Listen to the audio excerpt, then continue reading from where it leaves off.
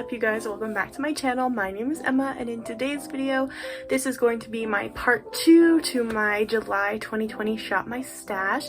So if you're interested in seeing all the looks I created from this week and also my thoughts on the products, then go ahead and keep on watching. A quick little side note before we jump in. Originally, when I was thinking about filming this video and how I wanted to structure it, I filmed like actually talking to you guys about the look and things like that, but when all was said and all was done, it ended up being like 5 minutes per clip, which would have been like 25 minutes not even discussing my actual thoughts of the products, because as you've probably learned, I talk a lot. So I'm actually just going to be showing you guys clips from those videos of the look so you can still see what I did. I just want to let you know you're not missing anything that I'm saying, because it was just talking about the look and I'm going to talk about it right here. So anyways, here is day one. Day one was just a simple, natural, like I'm going to Target, 10 minutes look.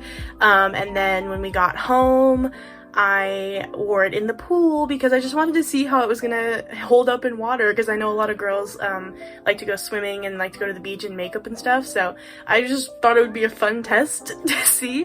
And honestly, it all pretty much came off except for the lipstick, which is not the Jeffree Star one, but this is the Maybelline Superstay. You guys know, whew, I love this lipstick so much. Day two was a really fancier kind of smoky eye.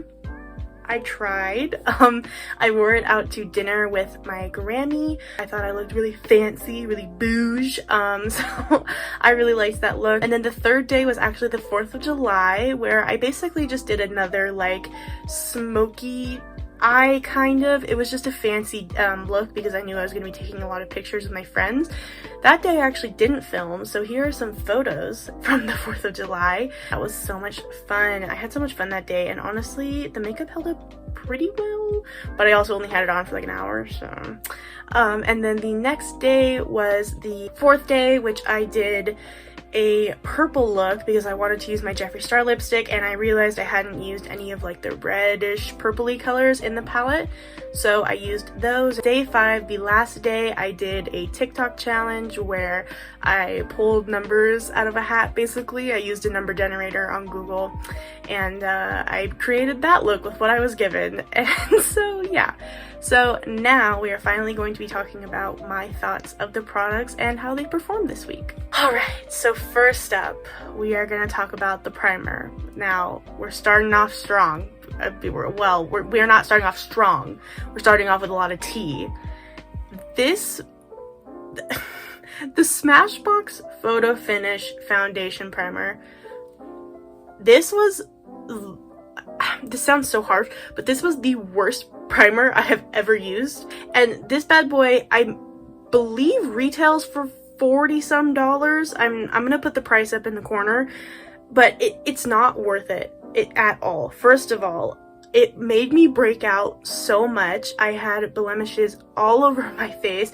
It felt really greasy. It didn't feel like satiny, you know, like a lot of like the Tatcha ones feel like. It felt greasy, and it felt like I was just rubbing like coconut oil on my face. It was the worst, literally the worst. And the smell is kind of strange. It kind of smells like, I don't want to say like gasoline, but kind of like, I don't know, just I feel like you would smell this in a mechanic's house. Do you get what I'm saying? It just has that vibe.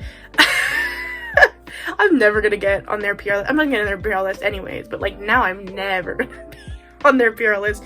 And also, I've heard this is great for oily skin. It was not. I looked the dang same. My oil came through every single day. Just don't buy this. This is, I'm gonna give everything a 5-star rating. This is, if I can't give it a 0, this is a half. This is a half a star. This was just the worst. I am totally gonna declutter this.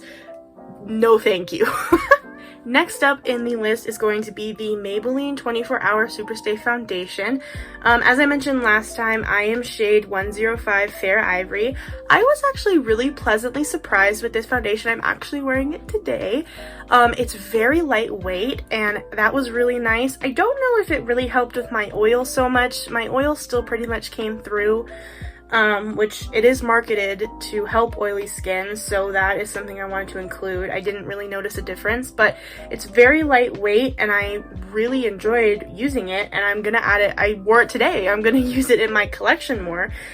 So I'm gonna give this a 4.5 out of 5 just because it worked really well. It just, like I said, it doesn't help with the oil. That's why I'm giving it a 4.5, because it is marketed as to help with oily skin. Yeah, I definitely recommend going and trying this out. Next up is concealer. I'm not gonna spend too much time talking about the products that I usually own on a daily basis, because you guys know that I like them. So I'm just gonna quickly give my rating and then we'll move on from there. But this is the L'Oreal Paris Infallible Full Wear Concealer. This is in the shade 345 Oatmeal. This, for me, gets a 4 out of 5 stars. It gets a little cakey at the end of the day, especially like if I get up at, you know, 5 in the morning to do my makeup for school. By the time I am home at 3 o'clock, it's cakey because it's sweaty and oily and it's just not great. But other than that, it applies nicely, it looks good on the skin, it looks good in pictures. For the most part, I am a fan of this. So yes, I would recommend the L'Oreal Infallible Full Wear Concealer. A lot of people say this is a dupe for Tarte's Shape Tape. I have never personally tried Shape Tape. Here, I'll just open it up and show you guys the applicator. Very similar. It's like a big concealer applicator, so it could be a dupe for them, but like I said, I've never tried the Tarte Shape Tape, but that is what I've heard, so I just wanted to include that in there real quick. Okay, next up is setting powder, which this was a very interesting test. There was one night I forgot to put on this. I put on my loose setting powder because you get in your routines, and I was just listening to my music, and so I kind of forgot. But then on the second day, I realized my mistakes after I had already put my loose powder under one of my eyes. So I put this on the other eye, and when I got home, I felt like this eye was not as oily as the other one. The time that I did use it, it seemed to be kind of oily, but then when I used it right next to my loose setting powder that I normally use, it looked less. So I'm gonna give this a 3.5 just because I can't really give it a good rating as to like what it does for oily skin. I would recommend this, especially if you like powder foundation. I think Maybelline's Fit Me line is a really good line. Right, next up is blush and contour, which if you watched part 1, you know these are not new. These are the ones I use all the time. But my contour is in shade 320 Natural Tan, which again, it's just the Fit Me powder foundation. 5 out of 5. Love this. It stays on all day. And what I like about it is you have a ton more shade options than you do with like regular contour. I like it a lot, definitely recommend. The blush is a 5 out of 5 for me as well. It works really nice, you get a ton of product, and it stays on all day. Next up is the brows. If it's possible, I hated this more than the Smashbox primer. This is the Revlon Color Stay brow pencil.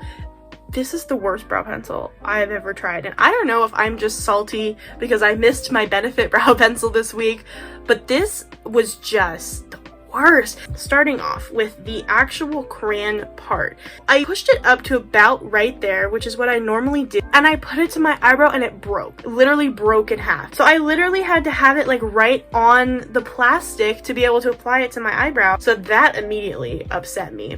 The spoolie is pretty good. I'm gonna give her props for the spoolie. The spoolie is nice and big and like stiff kind of, so the spoolie was nice.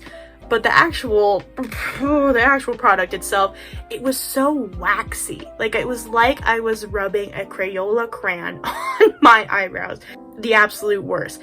And then at the end of the day, if I had been sweating, it would like curdle. It was the worst.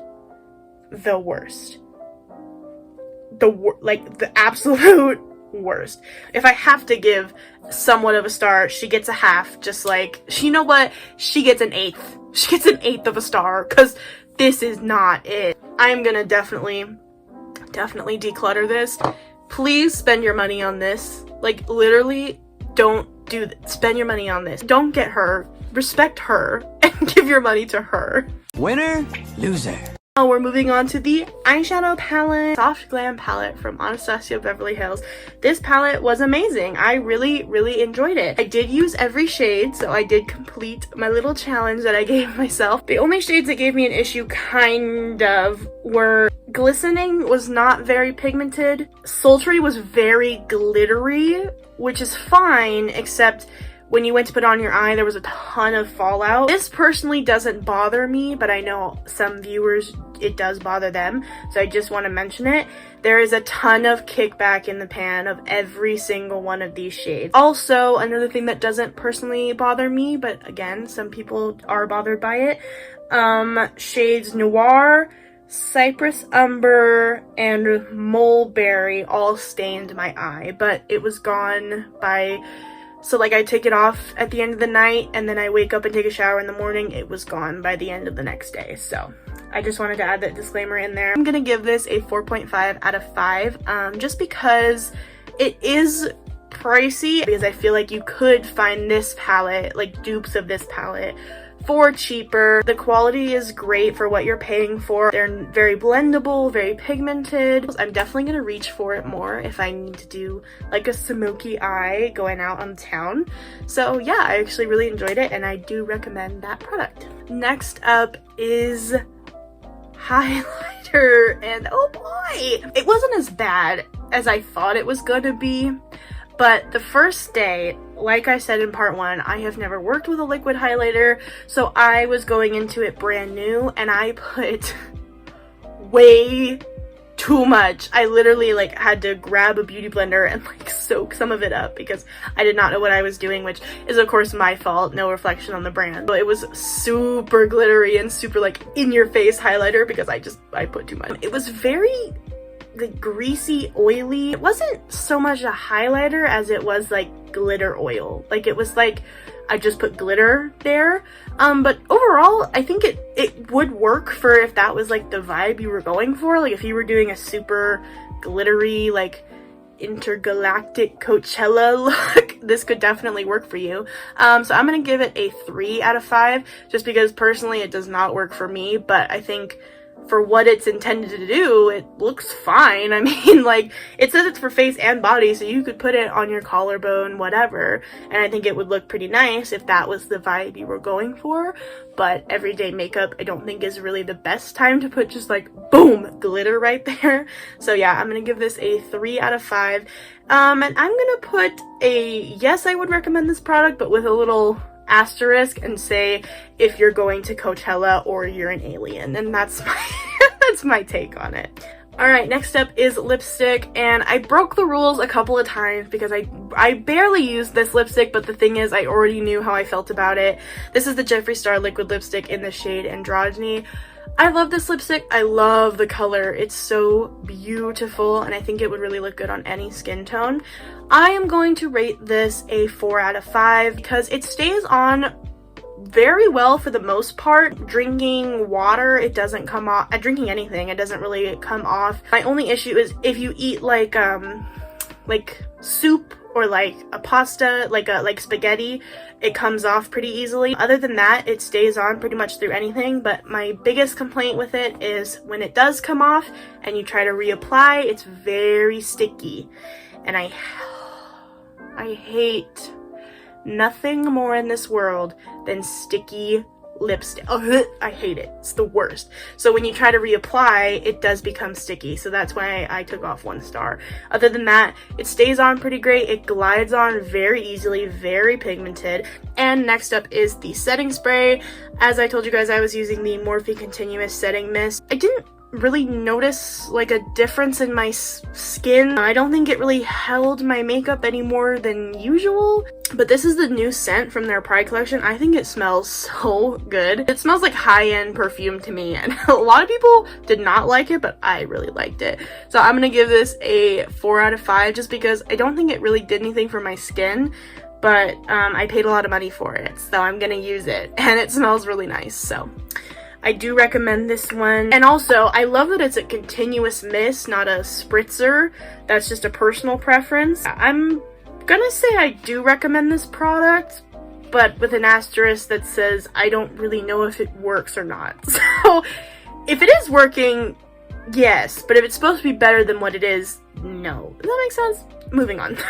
Alrighty, the last thing we're going to be talking about is the Morphe eye brushes from their Pride collection. I gave myself a little challenge to only use these brushes for all of my eye looks this week. I was successful. I'm gonna pat myself on the back there because it was kind of hard sometimes because I needed like a super fine brush and I did not have that. I'm gonna give these a 4 out of 5 because this is a big complaint of mine and I don't know why they did this, but they did not put, as I mentioned in part 1, they did not put the brush name on the brush. So I don't know what brush I'm using, and for most people that probably doesn't matter, but since I make YouTube videos about it, I would like to be able to tell the viewer what brush I'm using because that can seriously determine how a look will come out if you use the wrong brush.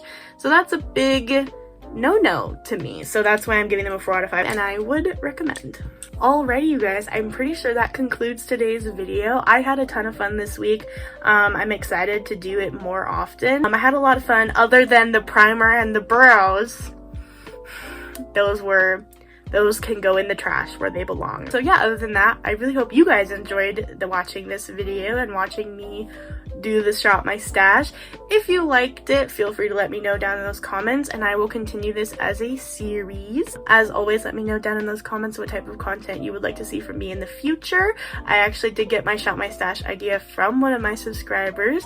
So yeah, if you wouldn't mind leaving a like and subscribe, it would seriously mean so much to me. Thanks for watching. Bye!